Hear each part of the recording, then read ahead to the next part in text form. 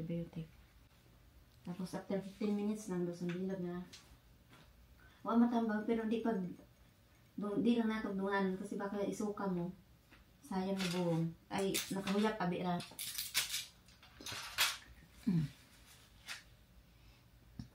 Ay, hindi kang kunta magsuka. Ani dumunta ko magsuka minyain ta. Antibiotic pa man doon.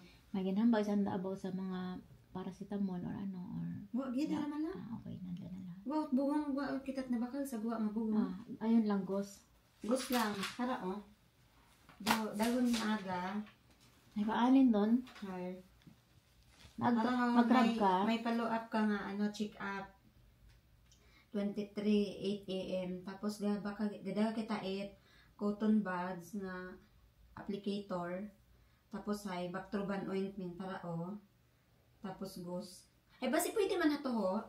Pag imo nga ra. Oo, haron tag mahaba. Mahaba Mahaba mga nganle na mga ne. Pag pinakamahaba sa dagom.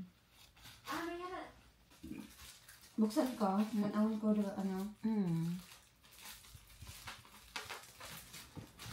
Kasi pwede man kita di kita pwede maghambal sa sa grab nga kapit anay sa ay hindi ra pwede. Cotton ng cotton ba ng cotton aday nga ra bukon it goes. Ngani no. Ayan. Oo, cotton no. It mabakag ang kita. Kung may mga di ka nagataw maskin magtikang ang konta. Ito bito sa malabi siya. Ito kita sa to Watson. Pwede mo tanggal. Tanggal ulit.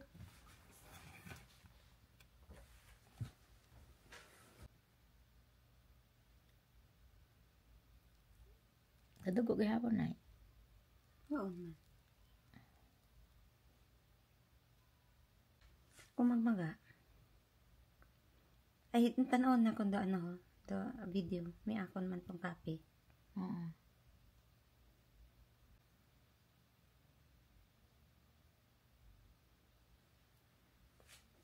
Gaano pa tayo, ma? Ay, katugo pa tayo, ma. Para lang ha. Tag-sambil lang ang pantag na. Kaya Gus, ang galing na record dati kasi basi kong Mag-ano? ano ba ho? Masunod, magdikit ito cotton. Masakit din buon. Pwede ka mag-grablek ako mabaka iya din i-message kita kung anong sign number. Pwede man. Oo. Tapos pag ka ito ay Hambaw driver on Rose, hambaw buwang oo. Haron mo may pa. Punasan nang hamba ka Tissue, cotton buds. Cotton buds na may tubig ko na Wilkins baga. Ayun, tubig ko na Wilkins. Kaya pwede man ako ito magbakal pa rin aga Pwede yung kita utang.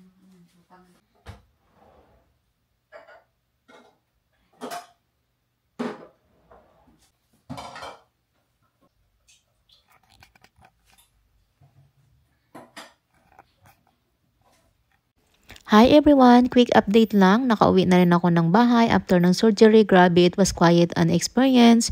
Yung surgery mismo tumagal ng around 3 hours. Tapos after that, 2 hours pa ako sa recovery room para ma-monitor yung condition ko bago ako pauwiin. Hindi ko maipaliwanag yung pakiramdam ko kanina. Sobrang hilo ako. Tapos parang ang bigat ng ulo ko. Hindi ko rin maiwasan yung pagsusuka. Siguro dahil sa anesthesia kasi yun naman ang sabi ng doktor na yung iba okay lang. Yung iba nagsusuka talaga. So alam natin na normal yan after surgery. Pero grabe ang sama talaga ng pakiramdam ko. Buti na lang yung nandyan yung sister-in-law ko.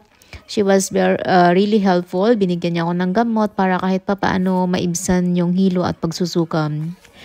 Hindi ko rin muna pinilit kumain kasi baka lalong sumama yung tiyan ko. Sa ganitong sitwasyon, kailangan talaga ng someone who understand and how to take care of you after surgery. Pagdating ko ng bahay, tinanggal na nga yung bandage sa may ilong ko. Akala ko okay na pero nagdudugo pa rin siya. And Sabi naman ng doktor, normal lang daw yun kasi fresh pa yung sugat sa loob. Pero syempre nakaka-worry pa rin kahit alam mo expected yun. Kaya agad kong nilagyan ng cold compress para makatulong sa pagkontrol ng bleeding at para maibsan ang pamamaga. Now, may mga nagpa-rhinoplasty din o nagbabalak. Let me explain kung bakit importanteng mag-cold compress pagkatapos ng surgery. Una sa lahat, yung cold compress ay nakakatulong para maibsan ang pamamaga ng bruising.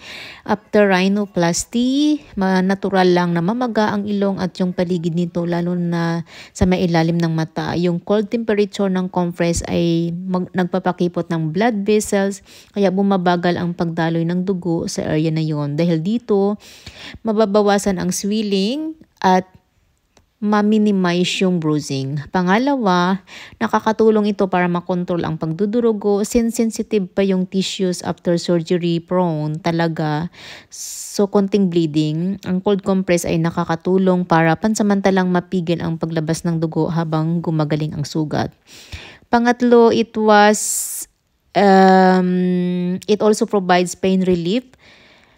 Yung malamig na temperature ay nakakatulong para man-numb yung area kaya kahit papaano nababawasan yung kirot or discomfort. Now, sundin lagi ang instruction ng surgeon. Every case is different kaya mahalaga yung personalized So far kahit medyo uncomfortable pa, alam kong part lang ito ng healing process. Medyo mahirap sa simula pero tiis-tiis lang kasi worth it naman pag gumanda na yung result. I'll keep you guys posted kung may updates pa ako about my recovery journey. Sana makatulong itong tips lalo na sa nagbabalak o nakaschedule na rhinoplasty. Ingat kayo palagi and thank you for all your prayers and support.